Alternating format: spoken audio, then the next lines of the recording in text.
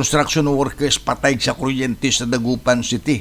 Isang 18 anyos na construction workers ang nasawi matapos makuryente habang nagtatrabaho sa isang itinatayong gusali sa Dagupan City. Ayon kay Liniel, kasamahan ng biktima sa trabaho, nangyayari ang insidente bandang 1:30 ng hapon habang nagbubuhat ng steel bar ang biktima. Aksidente itong sumayad sa live wire na kalapit na poste ng kuryente. Nawalan ito ng malay na agad isinugod sa paggamutan, ngunit idineklarang dead on arrival na ng attending physician. Kinumpirma ng mga otoridad na residente ng Dagupan City ang biktima. Patuloy ang investigasyong ginagawa upang matukoy kung may paglabag sa mga pamantayan sa kaligtasan sa lugar ng konstruksyon.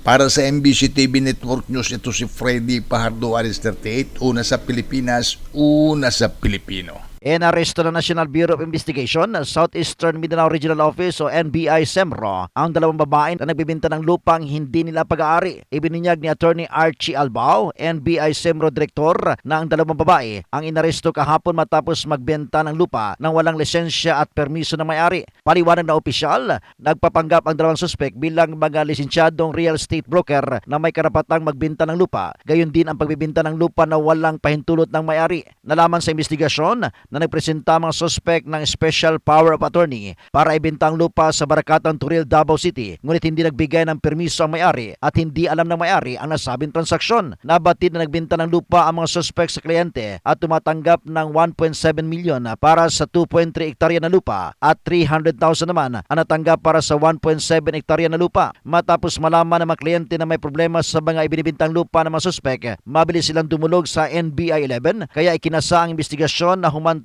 sa pagka-aresto ng mga suspek. Patong-patong na kasong kaharapin na mga suspek na may kaugnayan sa paglabag sa Real Estate Service Act, estafa at falsification of documents. Para sa MBC TV Network News, ito si June Suter, una sa Pilipinas, una sa Pilipino.